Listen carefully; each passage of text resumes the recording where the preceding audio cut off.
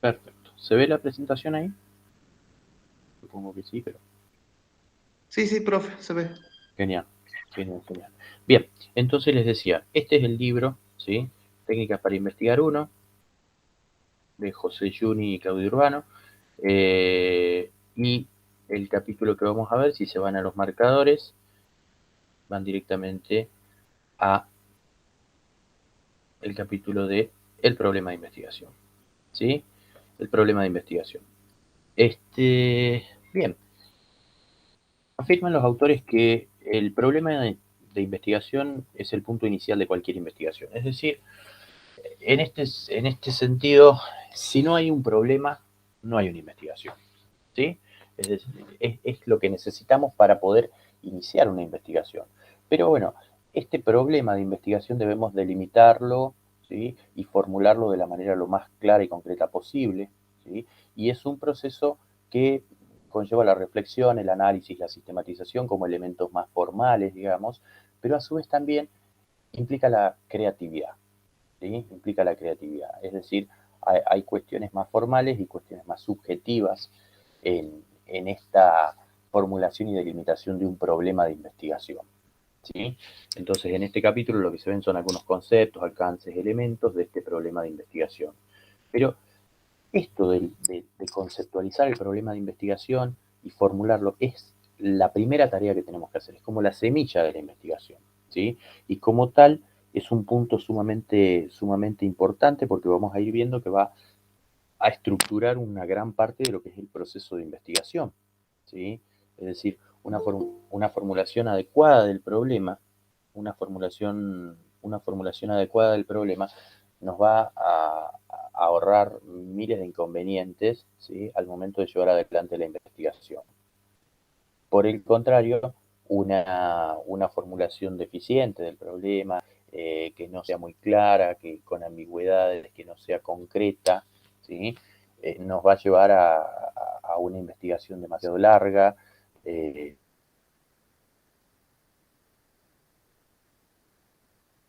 o interminable.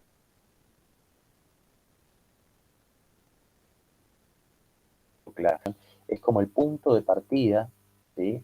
Es el inicio de todo proceso de investigación, pero no hay que ver la investigación, no hay que ver la investigación en términos de pasos, etapas. La investigación es una sola, ¿sí? Se divide en pasos, etapas, fases, según los autores, por una cuestión didáctica, pero el proceso es uno solo, ¿sí? Y requiere que todos los elementos dentro de este proceso sean coherentes entre sí, ¿sí? Que sean coherentes entre sí, que estén articulados entre sí, formando ese todo que es el proceso de investigación, ¿sí? Ahora bien, dentro de, decíamos que la formulación del problema de investigación supone varias actividades de indagación y reflexión, ¿sí? Entonces hay elementos del proceso creativo del investigador y por ende son cuestiones personales que se mezclan con también reglas procedimentales, es decir, no es ni totalmente estructurado, ¿sí? No es ni un proceso totalmente estructurado, ni tampoco es un proceso totalmente intuitivo y subjetivo, ¿sí? Pero combina elementos de ambas cosas. Eh, hay determinadas estrategias para poder formular el problema de investigación que las vamos a ir viendo, ¿sí? Eh, pero implica formular un problema de investigación implica interrogarse acerca de la realidad, ¿sí? Indagar sobre esa realidad, ¿sí? En función de qué o a la luz de qué, muchas veces a la luz de las teorías que tenemos disponibles, ¿sí? ¿Por qué?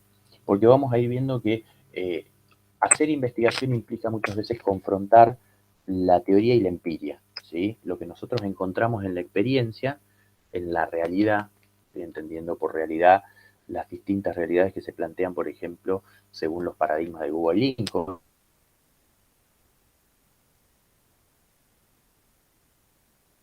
¿sí?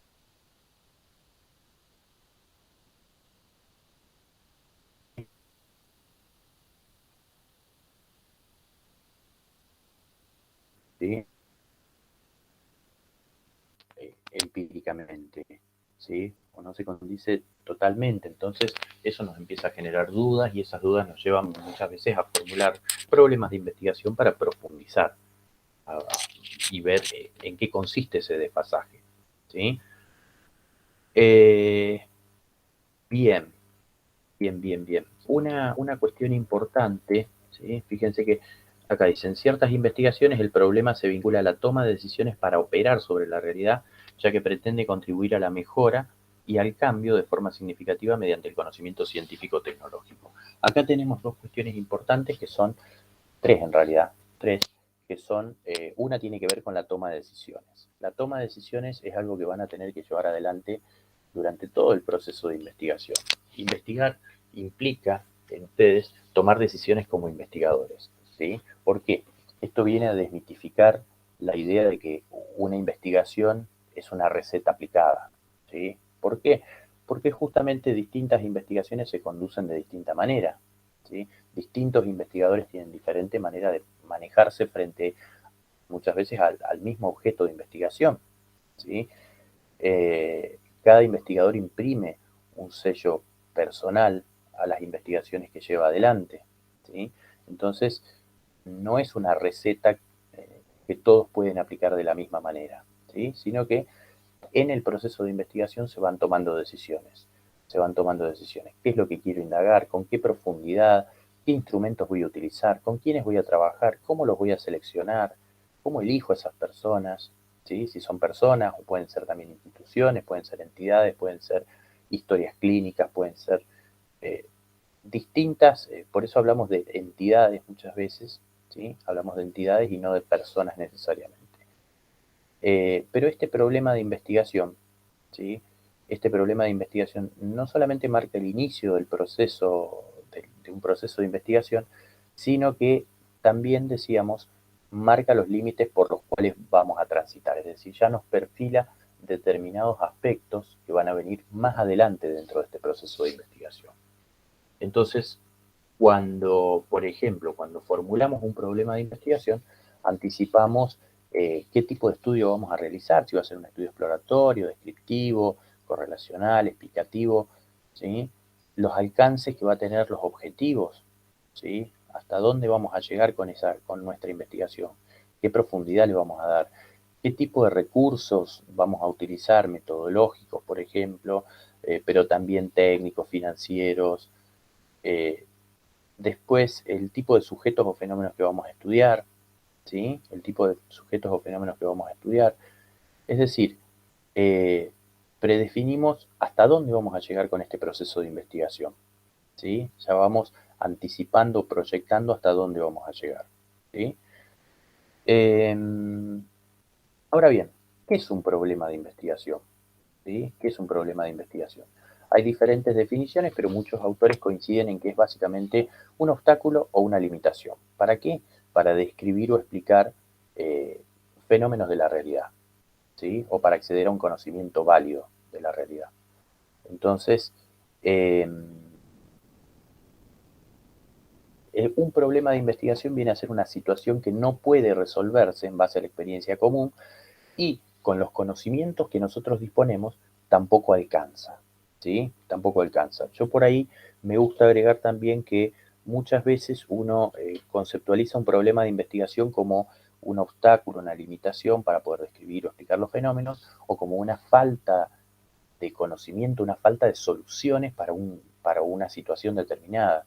Y muchas veces eh, un problema de investigación surge también porque existen soluciones, pero esas soluciones tal vez no son totalmente satisfactorias, ¿sí? Es decir, buscamos soluciones que sean un poco más óptimas eh, con respecto o comparándolas con las soluciones que tenemos actualmente, ¿sí?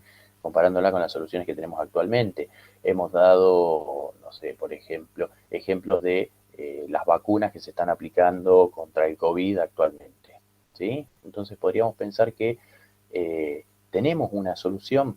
Sí, hay una solución para el problema, hay conocimiento y respuestas disponibles, pero por ahí pueden llegar a ser insatisfactorias en términos de la efectividad de esas vacunas. Entonces, ¿por qué se siguen desarrollando vacunas si ya hay vacunas? Porque se busca que tengan una mayor efectividad, ¿sí? Tiene una efectividad del 87%, del 92%. Bueno, se busca una que tenga la efectividad del 100%. ¿Teníamos respuestas, teníamos soluciones antes de eso? Sí, las teníamos, pero nos parecían insatisfactorias. Por eso se sigue estudiando, se sigue investigando, ¿sí? Otras vacunas más para ver si la efectividad puede llegar a ser un poco más alta, ¿sí? Otros, podríamos pensar, bueno, en otras disciplinas, ¿sí?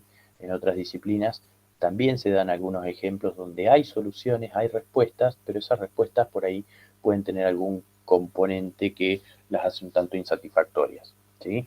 Uno de los ejemplos por ahí que yo suelo utilizar con la gente de obstetricia más que nada es, y en salud en general, es hay determinados estudios diagnósticos como las mamografías, por ejemplo, que en el caso de las mujeres sirven como una técnica diagnóstica, o sea, son muy efectivas como una técnica diagnóstica, pero tienen el inconveniente de la producción de un dolor muchas veces excesivo, ¿sí? Entonces, ¿tenemos solución para esa problemática? Sí, existe una solución, ¿sí? Pero esa solución podría mejorarse, ¿sí? Eliminando, por ejemplo, este componente doloroso en la aplicación de la técnica diagnóstica, ¿sí? Entonces, muchas veces un problema de investigación viene por este lado, viene por el lado de no tener información para poder solucionar una situación o teniendo información para poder solucionarla, esta nos es insuficiente o insatisfactoria, ¿sí?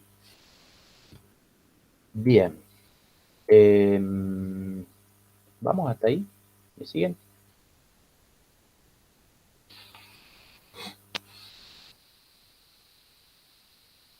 ¿Se les ocurre en fono, se les ocurre en fono algún ejemplo de algo que tenga solución, pero esa solución sea insatisfactoria?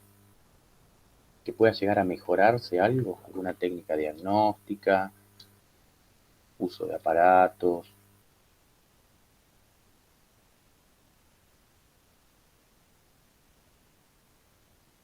¿Se les ocurre algún ejemplo?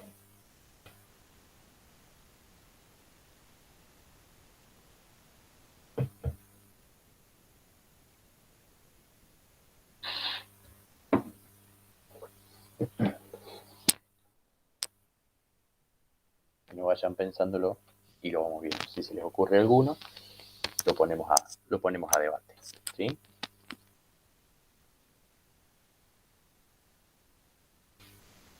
Bien, bien. Pero ¿qué es un problema de investigación? ¿Sí? ¿Por qué? Porque en la realidad nos vamos a encontrar con múltiples problemas, ¿sí? Pero no todo problema o no cualquier problema, ¿sí? Es un problema de investigación, ¿sí? Un problema de investigación es definido básicamente como un problema de conocimiento, ¿sí?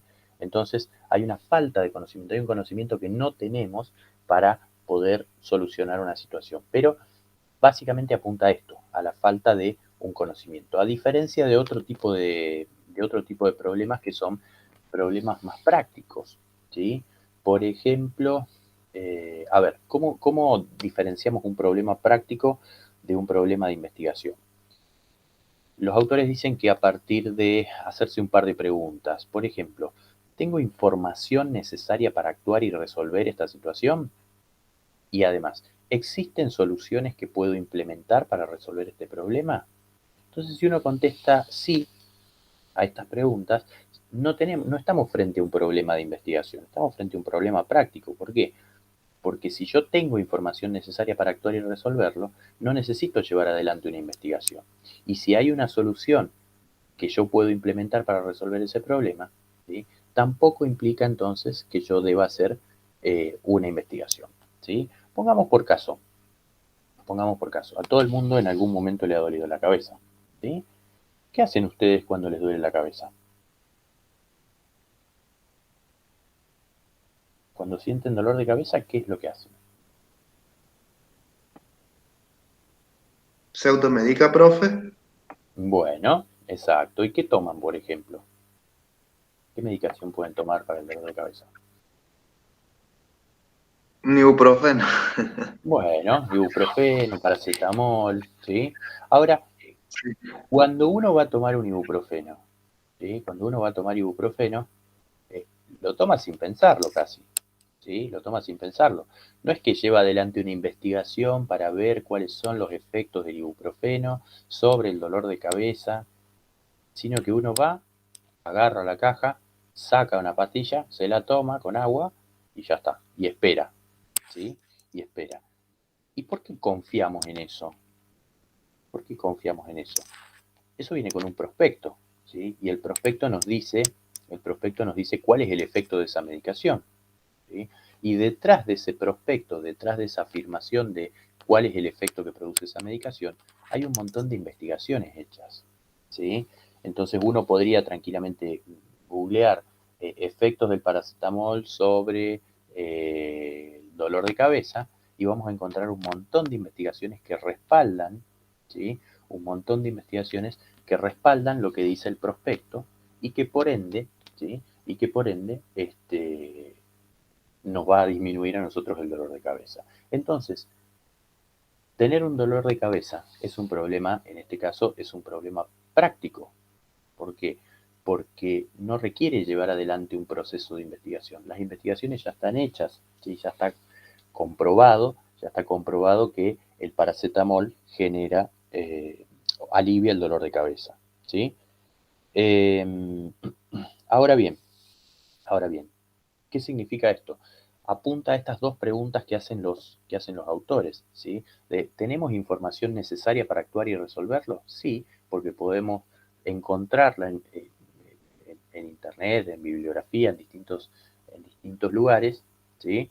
Eh, información acerca de los efectos del paracetamol sobre el dolor de cabeza, ¿sí? ¿Y existen soluciones que puedo implementar para resolver el problema? Sí, tomar el paracetamol o tomar ibuprofeno, ¿sí?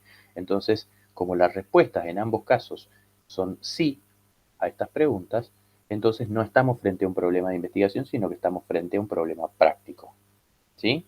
Entonces, esa es la distinción que tenemos que hacer muchas veces y que a su vez el problema de investigación no necesariamente implica una intervención, ¿sí? Yo por ahí lo que me gusta diferenciar muchas veces es, una cosa es hacer una investigación y dar una respuesta al problema, ¿sí? Y otra cosa es solucionar la situación problemática. Son dos cosas diferentes, ¿sí?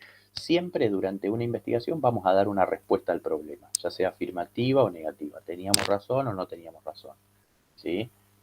O cumple con determinadas características, pero no necesariamente dentro de un proceso de investigación vamos a cambiar o modificar la situación. Hay investigaciones en las que sí se lleva adelante, eh, digamos, la satisfacción de esta demanda de conocimiento y a su vez esa intervención, pero hay otras investigaciones en las que lo que se busca en un primer momento, ¿sí? Es llenar ese hueco, ese vacío de conocimiento que tenemos, ¿sí?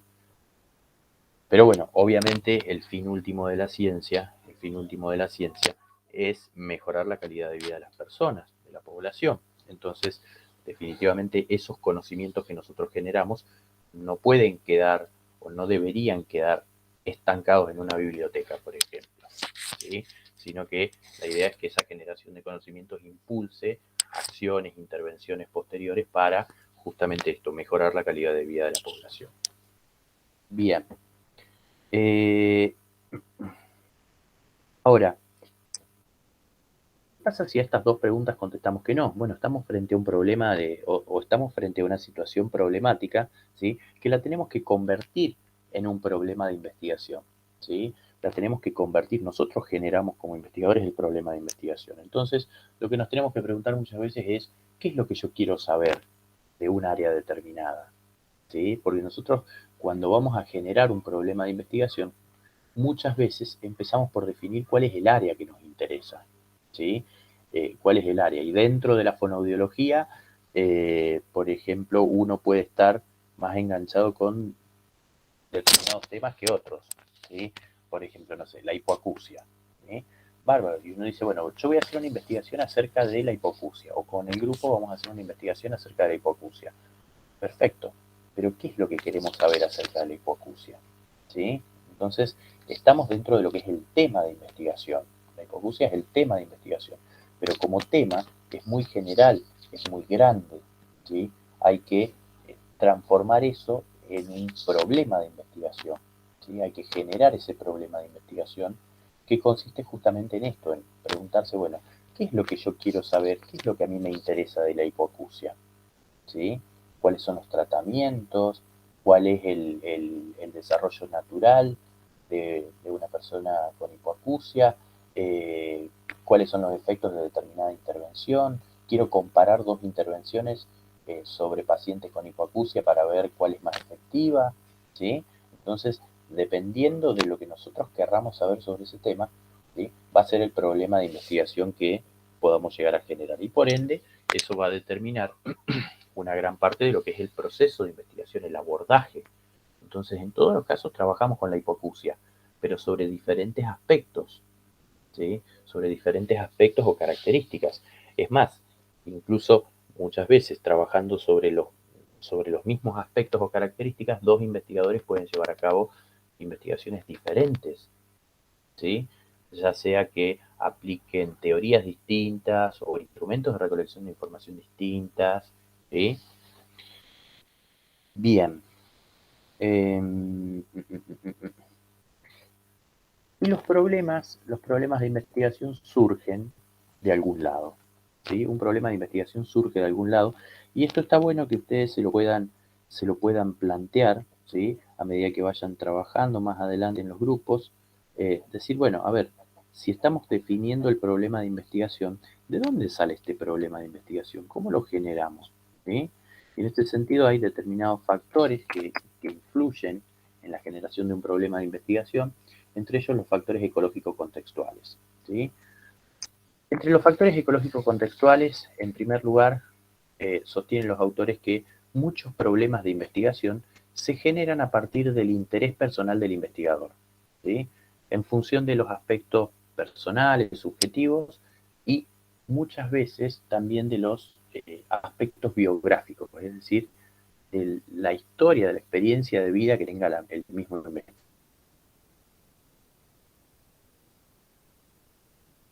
investigador, ¿sí?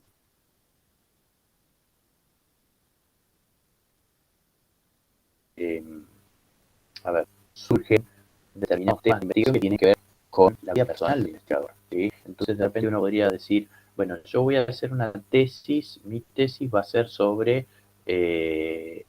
no sé, algún aspecto relacionado a la hipoacusia en niños de 4 a 10 años, ¿sí?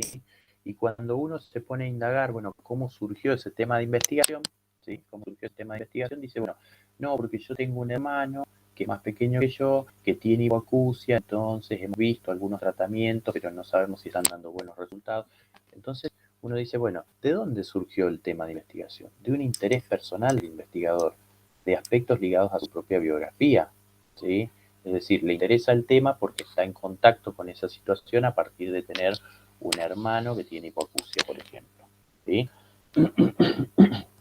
Entonces, digamos, puede ser muchas veces un factor importante para la generación de problemas de investigación y está bueno tenerlo en cuenta porque tiene que ver también con ese contexto de descubrimiento, ¿sí? Con ese contexto de descubrimiento de decir, bueno, ¿de dónde salen los problemas? ¿En qué contexto se formula, se genera este problema de investigación? Si yo no hubiese tenido un hermano o una hermana con hipoacusia, ¿hubiese sido el mismo el problema de investigación o hubiese elegido otro tema, otro problema? ¿Sí? Entonces, muchas veces el investigador está influenciado por su propia experiencia en la selección de estos temas y problemas de investigación, ¿sí? Eh, a ver, no está mal en absoluto elegir un tema de investigación en función de los intereses personales, pero sí está bueno saber que se constituye como un interés personal y como un aspecto, digamos, ligado a la subjetividad y a la experiencia de vida que tenga el investigador, ¿sí? Eh, ¿Y por qué? Porque esto puede servir muchas veces para anticipar determinados sesgos que pueda tener una investigación, ¿sí? Porque uno al tener una experiencia con un hermano con hipoacusia ha transitado por determinadas situaciones. Bueno, uno tiene que tener en cuenta que si uno va a entrevistar a otras personas, por ejemplo, ¿sí? A entrevistar a otras personas, a otros papás que tengan hijos con hipoacusia en ese rango de edad, eh, bueno, sus respuestas pueden llegar a ser diferentes a las respuestas que yo tengo. ¿Sí? Yo tengo una concepción armada de lo que es la hipoacusia, pero tengo que estar dispuesto también a aceptar otras concepciones diferentes. Entonces, eh, tenemos que saber detectar esos aspectos personales, subjetivos, ¿sí? Para que no influyan al momento de llevar adelante una entrevista o recolectar información de alguna manera, ¿sí? Que no se constituya en un sesgo. Bien, otra de las fuentes de los problemas de investigación puede ser el interés grupal del espacio en el cual trabaja el investigador, ¿sí? Y en este sentido, por ejemplo, eh, podría tratarse de proyectos de investigación en la universidad, ¿sí? Entonces, hay determinados problemas de investigación que surgen y que dan lugar a una tesis de grado, por ejemplo, a partir de que quien hace la tesis o quien lleva adelante la tesis está trabajando dentro de un proyecto de investigación. Entonces, muchas veces la propuesta es, bueno, mira, ya que estás dentro del proyecto de investigación, ¿por qué no te haces la tesis? Podrías hacer la tesis sobre este tema, tenemos datos, tenemos información, tenemos marco teórico, tenemos un montón de facilidades, digamos, para poder lograr el trabajo de tesis más rápidamente. Entonces, muchos trabajos de investigación se enmarcan dentro de proyectos de investigación, ¿sí? Y por ende el problema de investigación tiene que ver con el problema de investigación planteado en ese proyecto, ¿sí? ¿Ustedes han participado en algún momento de proyectos de investigación? Como pasantes, como becarios,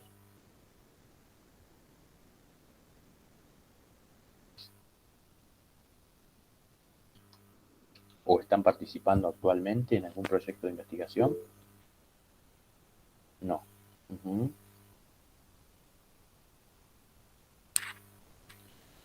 Bien.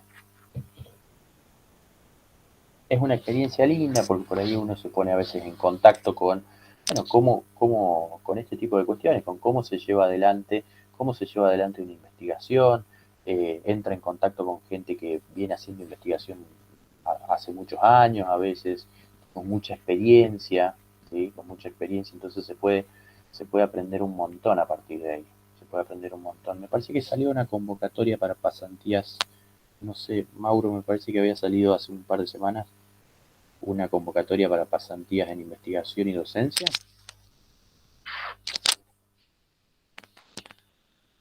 Es una posibilidad por ahí. Uh-huh. Sí, me parece que, sí, que ya venció el plan. Pero bueno, por ahí es una posibilidad para meterse un tiempo dentro de algún proyecto de investigación. Hay muchos proyectos de investigación en la Facultad de Ciencias de la Salud. Eh, y, y, es más, no necesariamente tienen que entrar en un proyecto de investigación de salud. Pueden entrar en uno de psicología, pueden entrar en uno de humanas, pueden entrar en, en, en otros proyectos de investigación de otras facultades, ¿sí? Pero es una experiencia linda porque uno aprende, se empieza a formar, ¿sí? Se empieza a formar y se abordan a su vez temas específicos. Dentro de la investigación uno se encuentra con exactamente, exactamente.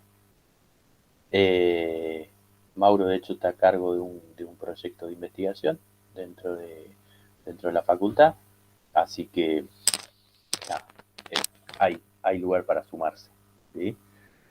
Eh, pero bueno, ya les digo, entran en contacto muchas veces con gente que tiene mucha experiencia en investigación, que va más allá de lo de esta estructura del proceso de investigación que dicen los libros y te ayudan muchas veces a resolver situaciones que no están previstas, que no están planteadas. Entonces, en ese sentido, el aprendizaje que se tiene es muy, muy grande, muy, muy grande. Pero bueno, esta suele ser una de las fuentes de generación de problemas de investigación. Cuando uno se suma al proyecto, ¿sí? Cuando uno se suma a un proyecto de investigación, eh, en esos casos se derivan de ese mismo proyecto trabajos de tesis, ¿sí? Porque la idea dentro de quienes están participando en el proyecto de investigación es formar también recursos humanos, y una de las formas de, valga la redundancia, formar recursos humanos, ¿sí? Es el acompañamiento en los trabajos de tesis, ¿sí? Que no es otra cosa que una investigación para poder recibirse. Bien. ¿Qué más? La disponibilidad de información aún no utilizada, ¿sí? La disponibilidad de información aún no utilizada. Ahí solemos poner a veces el ejemplo de los censos. ¿Saben lo que es un censo? ¿O han participado en algún momento de algún censo? Yo no recuerdo exactamente cuándo fue el último que se hizo. Sí, profe. Creo en el 2012, creo. Puede ser, sí. Sí, sí, sí, sí, sí, sí. Vieron que se aplica básicamente un cuestionario que es grande, es muy grande, ¿sí? Donde se pregunta de todo. Cuántas, cuántas habitaciones tienen, si tienen servicio, si tienen gas natural, si tienen agua, red de agua potable, eh, cuántas personas conviven, cuál es más o menos dentro de qué rango se encuentra el salario, si es trabajo en relación de dependencia, trabajo independiente, si está desocupado, etcétera, etcétera. O sea, se preguntan sobre un montón de aspectos, ¿sí? Sobre un montón de aspectos. Pero después de esos aspectos muchas veces se hace un informe individualizando cada uno de los ítems. Entonces a veces se presentan unos gráficos que muestran el porcentaje de respuestas por cada uno de los ítems, pero esos datos muchas veces no se cruzan entre sí, ¿sí? No se cruzan entre sí. Por ejemplo, no sé, la cantidad de habitaciones que hay con la cantidad de personas que viven, para saber si ocurre que mientras más personas habitan un hogar, hay más habitaciones o no, ¿sí? Porque si eso no se da así, sería un inconveniente, sería un problema. Entonces, muchas veces en esos censos se utiliza información, pero hay mucha información que, aún estando disponible, no ha sido utilizada, ¿sí?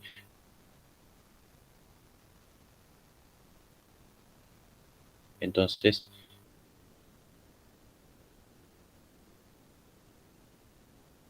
elaborar algún trabajo de investigación o generar un problema de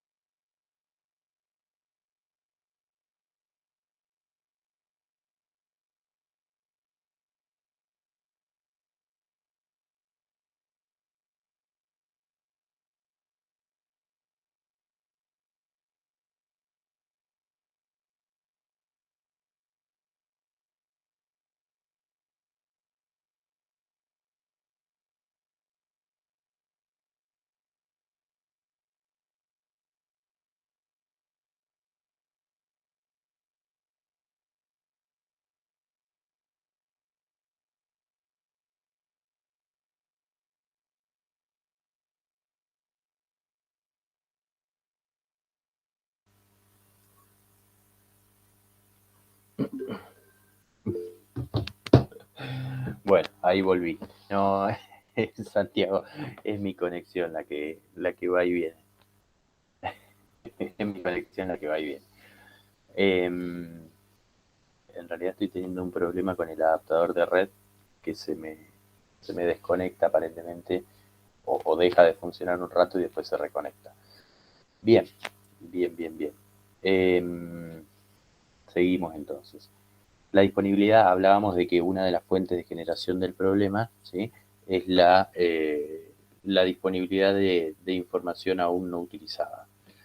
Otra de las fuentes de generación de un problema, ¿sí?, tiene la característica de ser externa y son las demandas de las instituciones u organizaciones sociales para investigar sobre ciertos temas. Es decir, es cuando nosotros participamos de alguna institución o alguna organización, ¿sí?, y desde esas organizaciones o instituciones nos dicen o nos indican, mira, hay que hacer una investigación acerca de tal temática, ¿sí?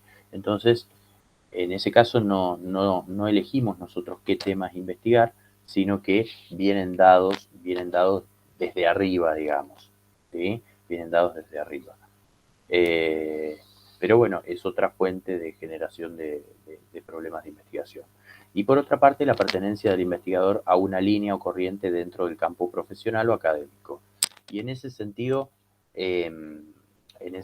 bueno, yo no sé, hay determinadas disciplinas, ¿sí?, como la comunicación social, por ejemplo, que tiene dos grandes áreas de trabajo, que son la mediática y la educacional cultural.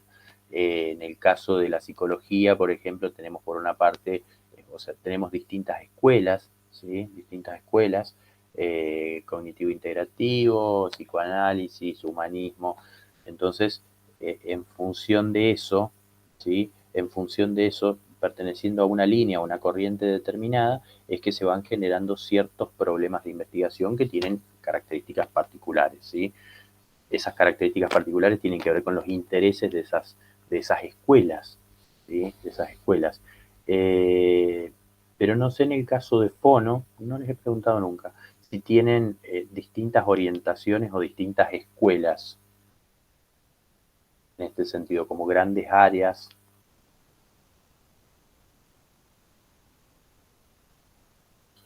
para poder abordar un objeto de estudio, un objeto de investigación.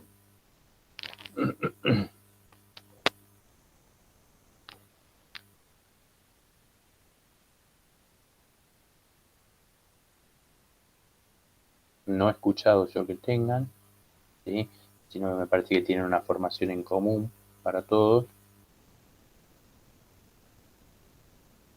pero podría ocurrir, ¿sí?, podría ocurrir que en este sentido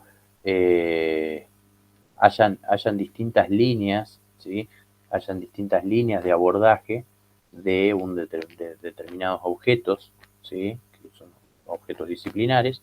Entonces, en ese caso, en función de pertenecer a una u otra línea, ¿sí?, a una u otra corriente, se van a generar problemas de investigación que van a ser diferenciados, ¿sí? Bien, ¿vamos hasta ahí? ¿Preguntas? ¿Dudas? ¿Algo que no haya quedado claro?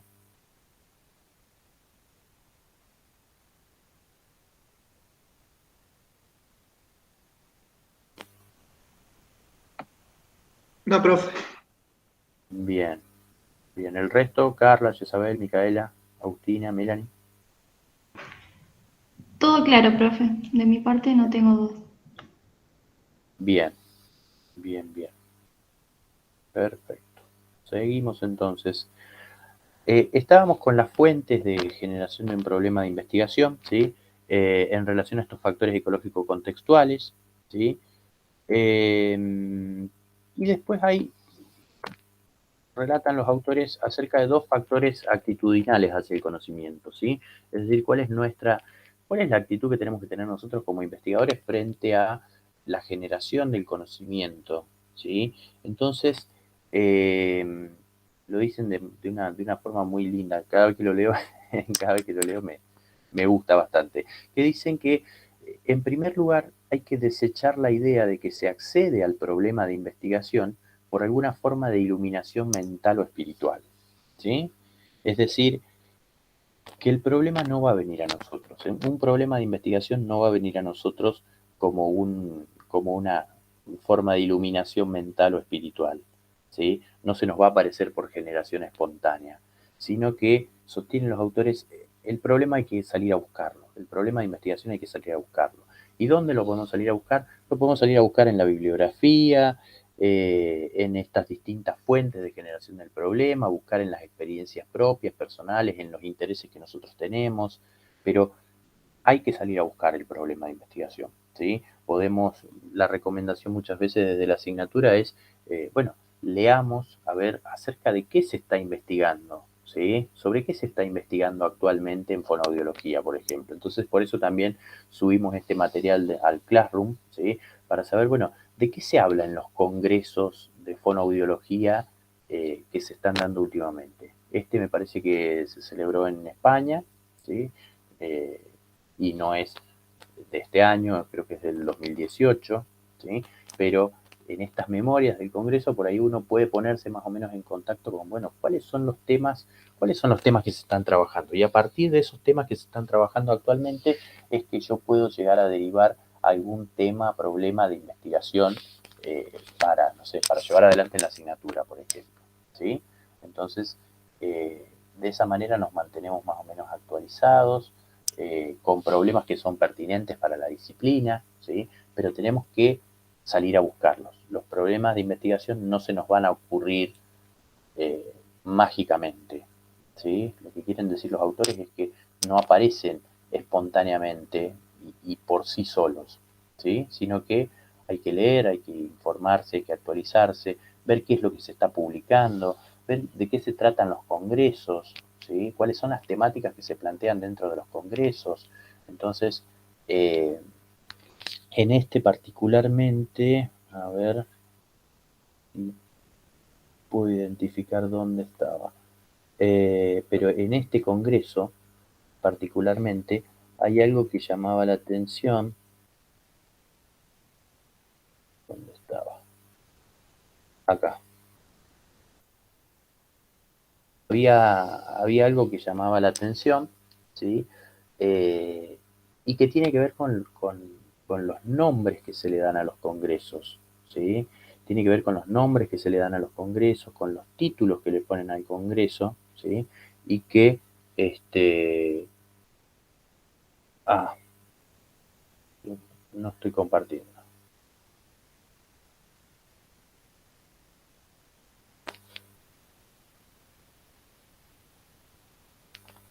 Bien, ahí se ve nuevamente la pantalla.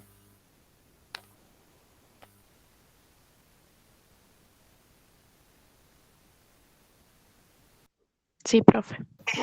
Sí, profe. Bien. Perfecto. Gracias, Mauro. Memorias del séptimo encuentro nacional, ¿sí? Y cuarto encuentro internacional, investigación en fonoaudiología. Fíjense que como título secundario dice reconocimiento científico de la fonoaudiología, avances, avances y retos, ¿sí? Esto muchas veces nos da cuenta de hacia dónde están orientados los congresos, ¿sí? ¿A qué apuntan los congresos? ¿Qué es lo que se quiere lograr a partir de la celebración de un congreso? No es solamente la difusión de las investigaciones, ¿sí? Sino que son investigaciones que apoyan algo determinado.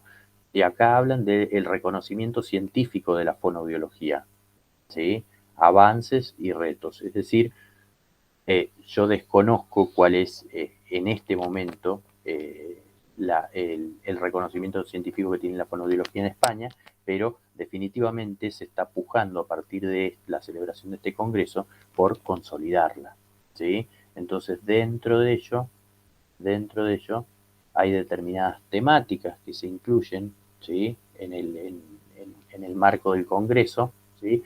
Y en este caso tiene que ver con fonoaudiología y contexto educativo, comparando el habla con otros actos motores orofaciales no verbales, es decir, hay conferencias, hay ponencias, hay pósters, hay distintos tipos de presentaciones dentro de los congresos que nos hacen poner en contacto con estos temas que se están investigando, ¿sí? Con estos temas que se están investigando últimamente. Conciencia fonológica y lectura inicial en niños con y sin desorden fonológico, posiblemente sea un estudio de tipo comparativo.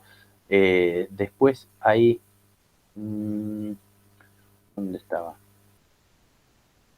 Fíjense, estudio de la relación entre disminución auditiva y obesidad en mujeres jóvenes de 18 a 40 años de la comuna de Temuco, es decir, son temáticas específicas, ¿sí? Son temáticas específicas que van relacionando en este caso dos variables en un grupo determinado, realidad virtual para la intervención fonoaudiológica en niños con deficiencia auditiva de óptima amplificación, eh, perfiles cognitivos, evaluación electrofisiológica, es decir, hay una serie de temas, ¿sí? Hay una serie de temas que se están investigando y en los que uno se puede poner en contacto con estos temas y a partir de ahí derivar su propio tema de investigación, ¿sí? Derivar su propio tema y problema de investigación. Pero, como dicen Junior Urbano, esto no se nos va a ocurrir milagrosamente. No es que nos vamos a acostar a dormir y nos vamos a despertar con un tema de investigación pensado o con un problema de investigación pensado, sino que dicen los autores, hay que salir a buscarlo, ¿sí? Y por otra parte, hay que tener en cuenta también que como segundo, poner en duda los conocimientos que tenemos como consolidados, ¿sí? Los conocimientos que tenemos como consolidados. Dentro de lo que es la investigación 1, ustedes tuvieron un apunte inicialmente en las primeras unidades, donde se mencionaba que la ciencia posee conocimientos que son provisorios, ¿sí? Posee, genera, en realidad, no posee la ciencia. La ciencia genera conocimientos, pero que esos conocimientos son provisorios, ¿sí? Que lo que es verdadero o lo que nosotros podríamos llegar a considerar verdadero, ya sea de una forma positivista o constructivista, en este momento puede no serlo más adelante, en un futuro próximo, ¿sí? Entonces, en este sentido, eh, debemos dejar de lado la idea de que los conocimientos de los cuales disponemos son certezas, ¿sí? Y empezar digamos, tener una actitud más crítica, ¿sí? Más reflexiva en relación a los conocimientos que poseemos. Entonces, de esa manera, nosotros podemos estar abiertos a la generación de problemas de investigación, ¿sí? A cambiar, a mejorar las teorías que tenemos o profundizar los conocimientos que tenemos, ¿sí? Optimizarlos de alguna manera. Y después hay otras fuentes que provienen del campo de la actividad científica, ¿sí? En la generación de problemas y tienen que ver, por ejemplo, con estas lagunas teóricas, ¿sí? Problemas originados en lagunas teóricas. ¿Qué significa esto? Que hay determinadas teorías que nosotros vamos utilizando, ¿sí? Y que explican una serie de situaciones, un conjunto pueden dar solución a un conjunto de problemas, ¿sí?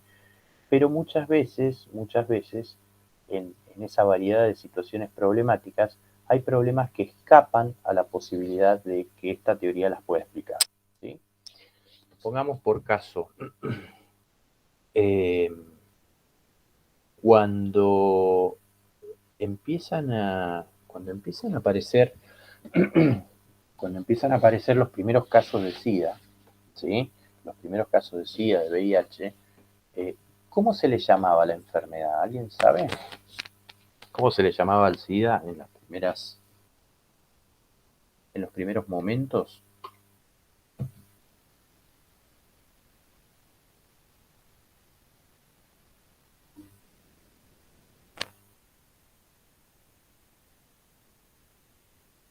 Tenía un nombre que era despectivo en cierta manera.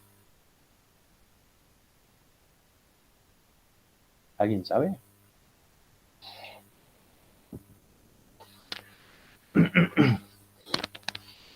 Bien, en los primeros momentos, ¿sí? Al SIDA se lo conocía como la peste rosa, ¿sí? ¿Por qué la peste rosa? ¿Qué se imaginan?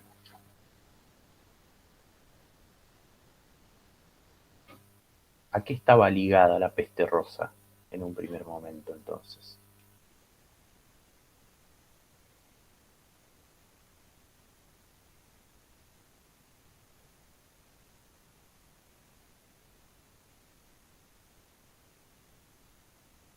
En este caso era, sí, Isabel.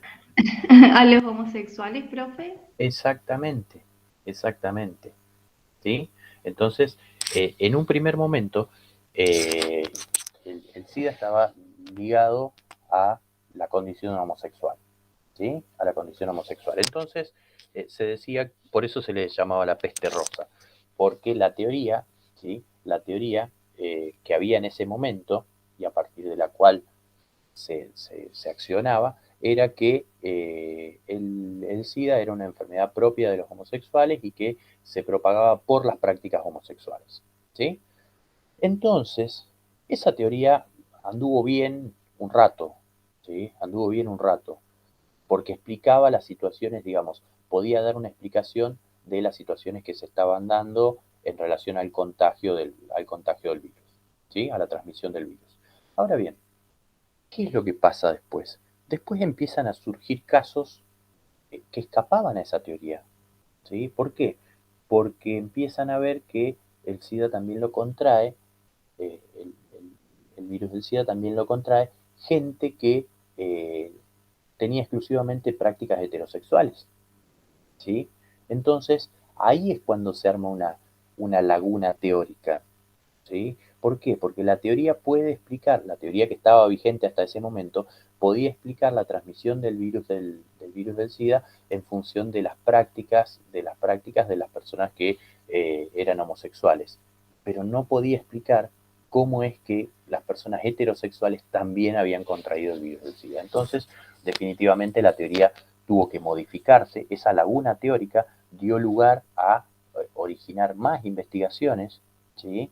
O sea, dio lugar a más investigaciones que terminaron por decir, bueno, a ver, no, la, el, el VIH no se propaga solo por las prácticas homosexuales, ¿sí? Entonces, a partir de ahí se modifica, fíjense que una laguna teórica hace caer una teoría, ¿sí? Y se tiene que generar una nueva teoría para poder explicar cuál es la situación, ¿sí? Entonces, desde ese momento deja de ser el SIDA una enfermedad propia de los homosexuales, ¿sí? Sino que amplía, amplía la población target, digamos, a toda la población. Cualquiera puede enfermar de SIDA, ¿sí? Cualquiera puede contraer el virus. Bien, entonces, los problemas originados en lagunas teóricas son una de las fuentes también de los problemas de investigación. Después, los problemas generados, en segundo lugar, los problemas generados en la necesidad de clarificar cuestiones teóricas o poner a prueba ciertas hipótesis en contextos y situaciones diferentes a aquellos a los que han sido formuladas inicialmente, ¿sí? Entonces, muchas veces una teoría o una hipótesis se pone a prueba en un grupo determinado, ¿sí? Y nosotros queremos ver qué es lo que pasa con otros grupos, ¿sí? ¿Qué es lo que pasa con otros grupos? Por ejemplo, eh, ustedes se manejan con determinadas teorías, ¿sí? Con determinadas teorías fonológicas a partir de las cuales la pronunciación, ¿sí? La pronunciación de determinadas sílabas se da desde una cierta edad o desde un cierto indicador madurativo, ¿sí? Entonces, por ejemplo, podríamos pensar en, bueno, el sonido tr, tr, ¿sí? ¿A partir de qué edad aproximadamente puede ser consolidado en los niños?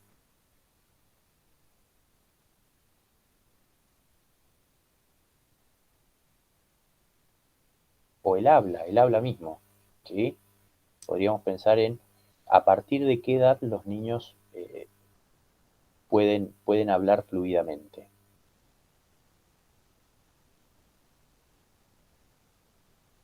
aproximadamente.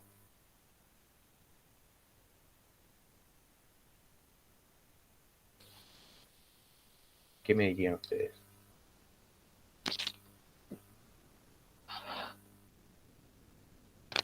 Y a los 6 años, profe. Bien, bien. Bueno, entonces, eso se da, digamos, esa es una teoría, ¿sí? Una teoría que existe, y, digamos, se afirma esa teoría a partir de probar esas hipótesis que uno tiene como investigador.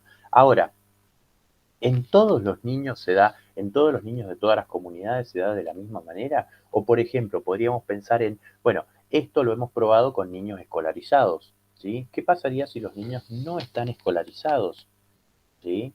¿Se da esa fluidez a la misma edad o se da más tardíamente? ¿O se da más tempranamente? ¿Sí? Entonces, eh, podríamos pensar en esto, ¿sí? En probar hipótesis en otras poblaciones, ¿sí? Poner a prueba ciertas hipótesis o en contextos y situaciones distintas a aquellos en los que han sido formuladas originalmente. ¿Por qué? Porque digamos, esta idea de que los niños pueden hablar fluidamente a los 6 años, por ejemplo, ¿sí? Aprenden a hablar fluidamente a los 6 años, eh, puede que se dé en una población donde la mayor parte de los niños están escolarizados, ¿sí? Entonces, ¿qué pasa con los niños no escolarizados? Ahí podemos poner a prueba una hipótesis distinta, ¿sí? Cambiamos el contexto de la investigación y vemos qué es lo que sucede, ¿sí? Entonces, en este sentido, eh, en este sentido, podemos generar nuevos problemas de investigación, ¿sí? A partir de movernos a un contexto distinto, ¿sí? Plantear una situación diferente, ¿sí?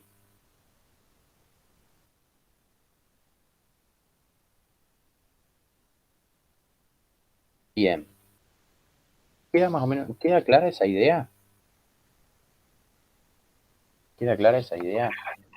Sí, profe. Ujú. Bien, bien, bien, bien.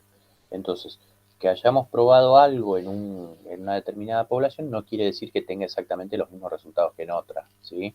Y que justamente una de las críticas que plantean desde los paradigmas alternativos a los paradigmas tradicionales, ¿sí? No podemos pretender que los resultados de una investigación, ¿sí? Se generalicen a toda la población independientemente del contexto social, cultural, económico, político, geográfico al que pertenecen, ¿sí? Eh, no, no necesariamente los resultados de una investigación en un contexto tienen que ser aplicables, como decía el pospositivismo, por ejemplo, a cualquier contexto con características similares, sino que hay componentes específicos que pueden hacer variar los resultados, ¿sí? Y esos componentes específicos son los que hay que rescatar. Por otra parte, hay problemas generados en las prácticas sociales que pueden dar lugar a la formulación de problemas, sean teóricos, tecnológicos, metodológicos o problemas de intervención, ¿sí?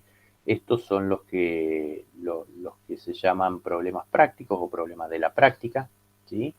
Y se pueden resolver por la práctica profesional y ocurre muchas veces que, a ver, cuando nosotros hablamos del problema de investigación, ¿sí? Eh, un problema de investigación es el inicio del proceso de investigación y es necesario formular un problema de investigación, ¿sí? Ahora bien, ese problema de investigación toma distintas, distintas tonalidades en función de nuestro posicionamiento también paradigmático, por ejemplo, ¿sí? Entonces, eh, hay determinadas posiciones paradigmáticas como las teorías críticas, por ejemplo, que están eh, muy vinculadas a lo que es la investigación-acción, ¿sí? Donde se trata de no solamente obtener conocimiento, sino transformar la realidad, modificar esa realidad, ¿sí? Entonces pasa muchas veces que uno ingresa a trabajar, está muy relacionada también con el trabajo de campo, la teoría crítica, está muy relacionada con el trabajo de campo, con entrar y trabajar en los barrios, por ejemplo, en los comedores, en contacto con la gente del lugar, ¿sí?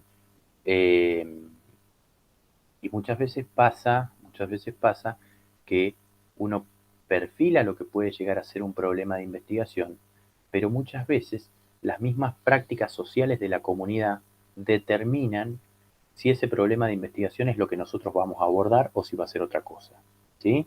Entonces, uno puede ir muy preparado con su problema de investigación, ¿sí? Con su problema de investigación planteado, llegar a la comunidad, informar qué es lo que se quiere estudiar y que la comunidad te diga, bueno, mirá, pero eso realmente no es un inconveniente para nosotros, sino que nosotros lo que querríamos resolver es tal otra cosa. Necesitamos más ayuda con tal otro tema, ¿sí?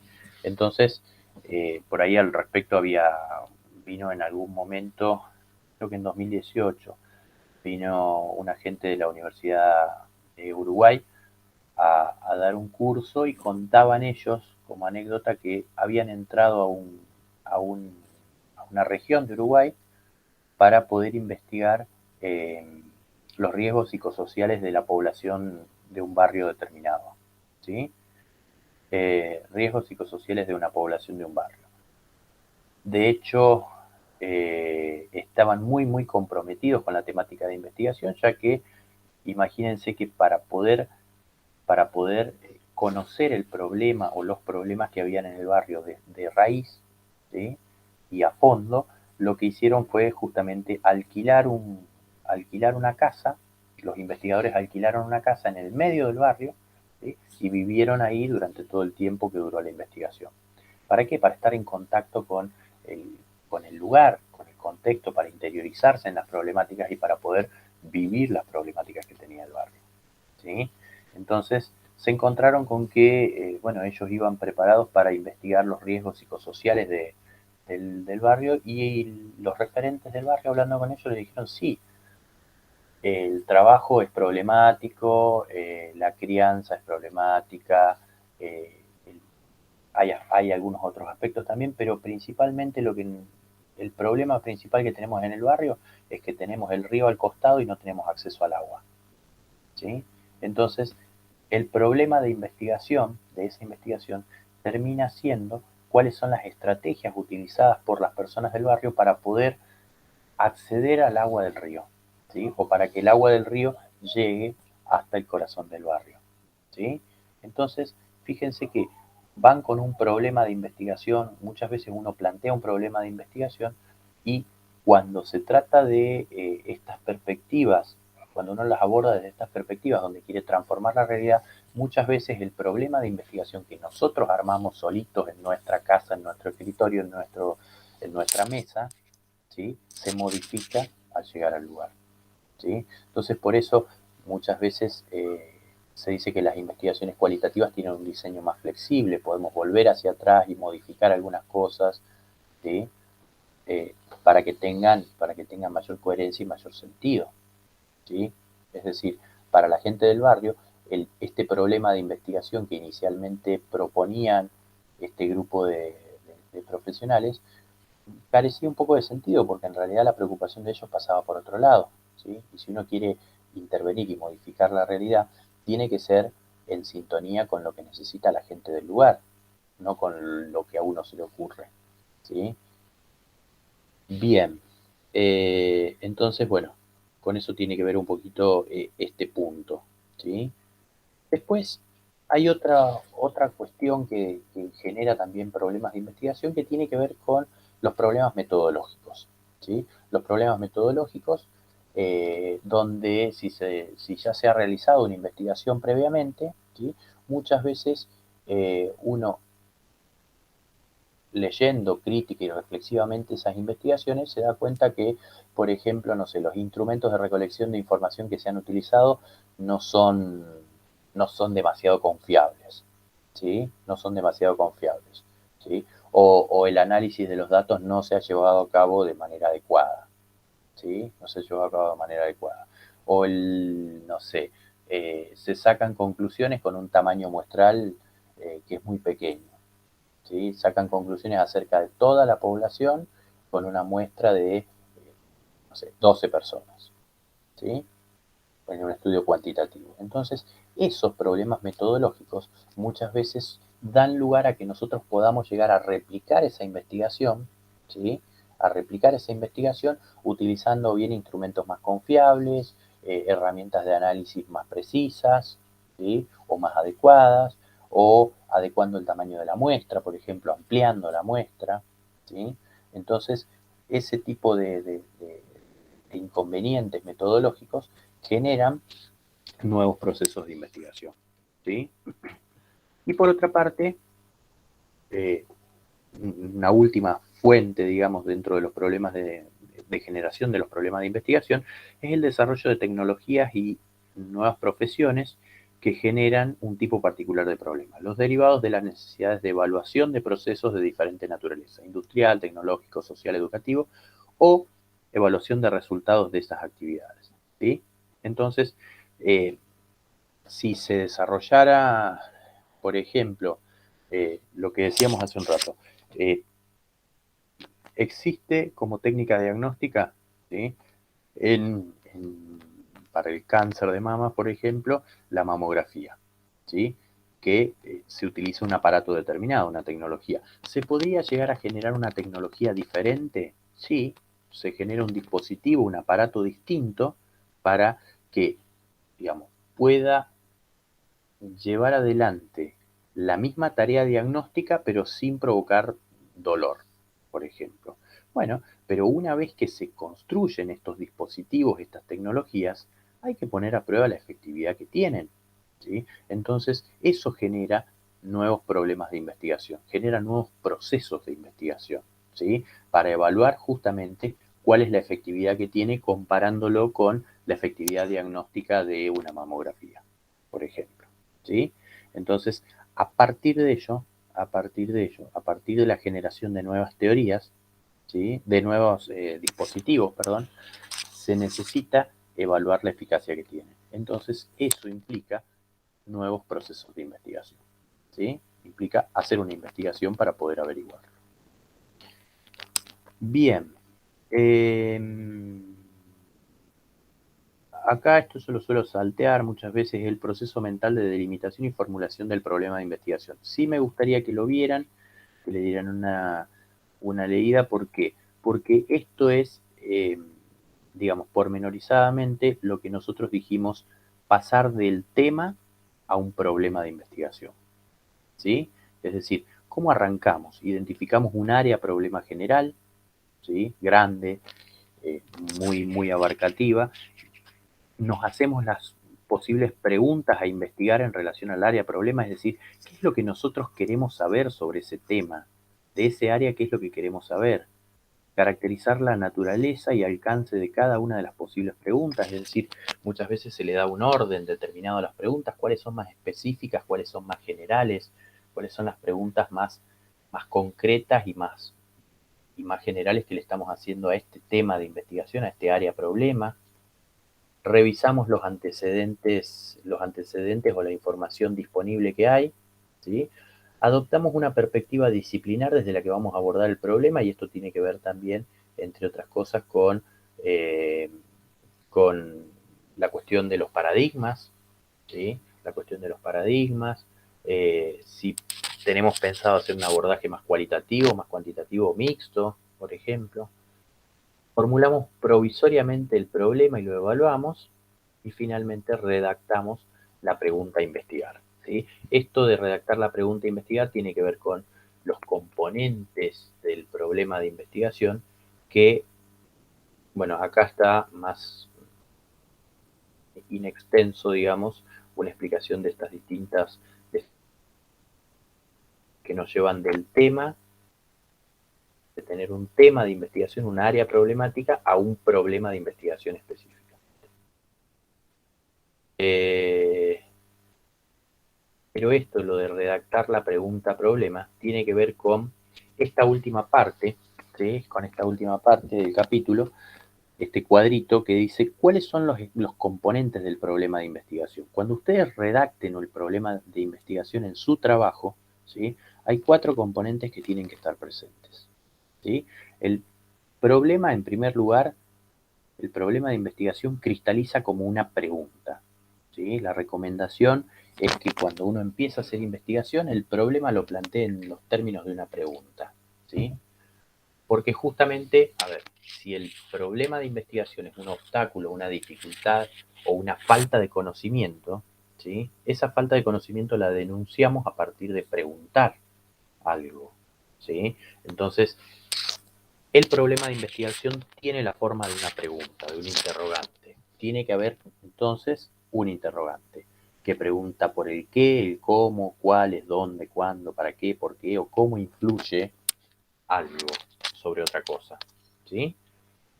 Otro componente que tiene que tener un problema de investigación son las variables, ¿sí? La o las variables.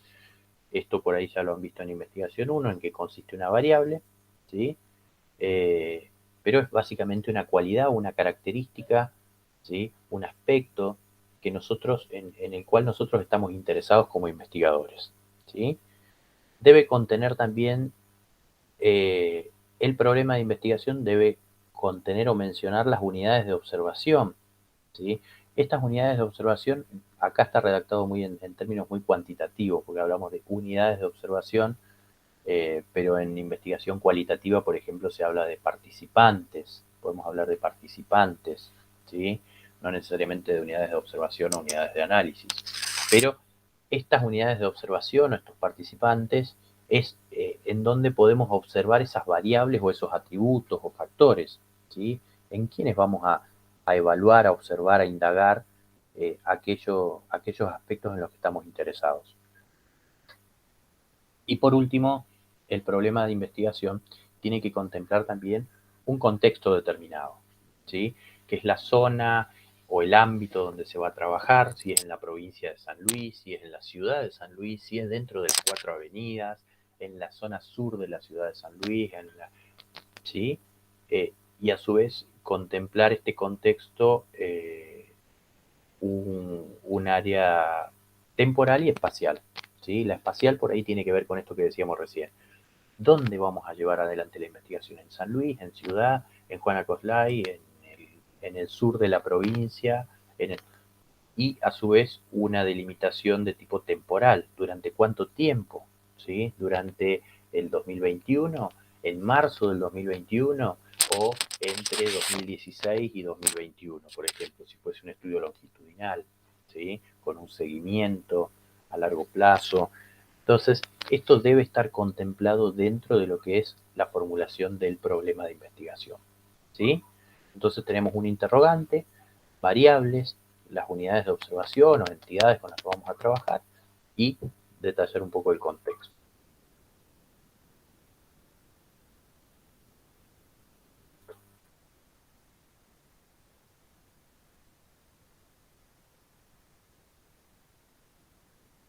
Como eje de los tipos de investigación, apunta, bueno, habíamos dicho en el primer momento que el problema de investigación nos perfilaba un poquito ya la profundidad que le vamos a dar a nuestro proceso de investigación, ¿sí? Hasta dónde queremos llegar, ¿sí? Y eso tiene que ver con el tipo de investigación que vamos a desarrollar. Si va a ser una investigación de tipo exploratoria, descriptiva, ¿sí? Correlacional o explicativa, ¿sí? Una investigación exploratoria tiene que ver con, o se relaciona con un primer acercamiento a un fenómeno, a un objeto de estudio, ¿sí?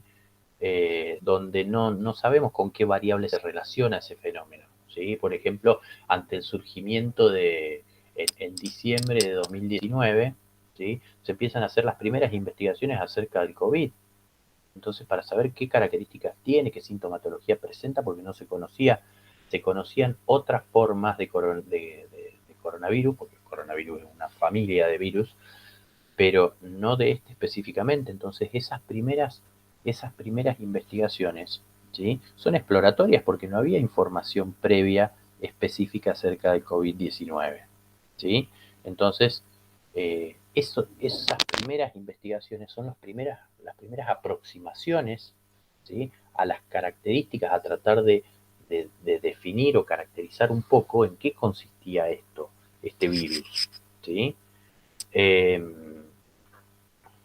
Podríamos pensar en, nada, en fono en los implantes, ¿sí? En los implantes cocleares, por ejemplo. Bueno, las primeras investigaciones que se hicieron acerca de la efectividad o acerca del uso de los implantes cocleares han sido investigaciones de tipo exploratorias porque no había información previa, no habían dispositivos similares, ¿sí? Que permitieran cumplir con esos objetivos, ¿sí? Entonces, en ese sentido, una investigación exploratoria entonces tiene que ver con cuánta información hay disponible acerca de los fenómenos que nosotros estamos trabajando, ¿sí? Si hay muy poca información, si no tenemos casi información o no tenemos directamente información acerca de ese fenómeno, bueno, estaríamos frente a una investigación realmente exploratoria, ¿sí? Estaríamos frente a una investigación exploratoria. Una investigación descriptiva apunta a hacer una descripción del fenómeno bajo estudio, ¿sí? Es decir, caracterizamos o describimos, ¿sí?, los rasgos generales y muchas veces con qué variable puede tener algún tipo de relación, ¿sí? Entonces, pero ya contamos con más información, ¿sí? Contamos con más información acerca del fenómeno.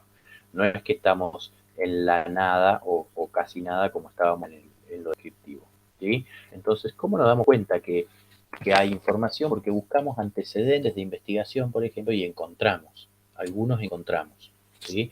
En las investigaciones exploratorias muchas veces no tenemos tanto marco teórico porque el fenómeno no ha sido definido, no ha sido conceptualizado, no ha sido dimensionado, y tampoco tenemos antecedentes de investigación a veces porque justamente como el tema es nuevo, novedoso, no se han llevado a cabo estas investigaciones, ¿sí?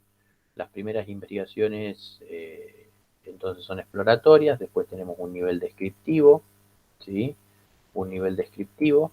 Las correlacionales tienen como fundamento las investigaciones descriptivas, es decir, se basan en las investigaciones descriptivas, en función de, bueno, cuáles pueden ser las variables que se puedan llegar a asociar a este fenómeno. Entonces a partir de ello se hacen las correlaciones, ¿sí?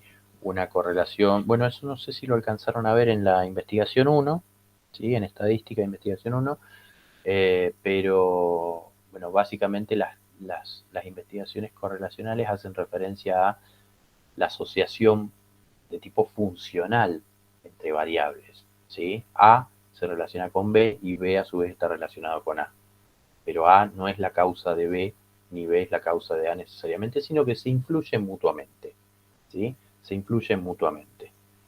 Cual puede empezar un cambio en cualquiera de las dos variables, pero influir sobre la otra y así armar un círculo, ¿sí? Correlaciones positivas, correlaciones negativas, pero bueno, no vienen al caso en esta clase. Y por último, las investigaciones de tipo explicativas, ¿sí? Las investigaciones explicativas son las que tienen el mayor nivel de rigurosidad y apunta a desentrañar cuáles son los procesos que originan, por ejemplo, un fenómeno determinado, ¿sí? O cómo es el proceso de un fenómeno determinado, cómo se mueve, por qué se produce, ¿sí? De qué manera se produce, ¿sí? Y busca relaciones de causa. En este caso, si A determina B, cambios en A producen modificaciones en B y no al revés, ¿sí? Y bueno, generalmente para llegar a una investigación de tipo explicativa, las condiciones, ¿sí? Las condiciones, por lo menos desde la perspectiva cuantitativa, suelen ser muy rigurosas, ¿sí? Son ensayos aleatorizados o situaciones de laboratorio casi, a veces, ¿sí? Para poder llegar a una investigación explicativa. Bien, bien, bien, bien. Preguntas, con eso terminaría el capítulo del problema de investigación, ¿sí? Yo lo que quiero, o lo que queremos desde la asignatura, es que vayan pensando estos contenidos no como una cuestión teórica, sino que en la medida en que ustedes vayan definiendo cuál es el área problema y el tema y el problema de investigación que ustedes quieren abordar, ir pensando esto, ¿sí? Esto que estamos viendo acá en este capítulo, en función de específicamente ese problema de investigación que ustedes están construyendo, ¿sí? Bien, preguntas, dudas, comentarios.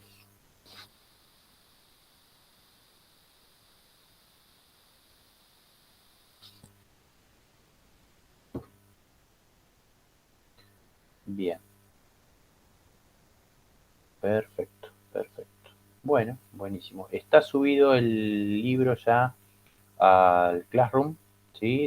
Al Classroom de Fono, ya está subido el libro. Una vez que esté procesado el video, vamos a subir la clase también, ¿sí? Para los compañeros que no pudieron estar. Y nada, nos encontramos entonces, si no hay preguntas, dudas, nos encontramos entonces la próxima clase. Sí, sí, profe. Clarísimo. Bueno, buenísimo. Buenísimo. Chicos, Gracias nos por la vemos clase, entonces. profe.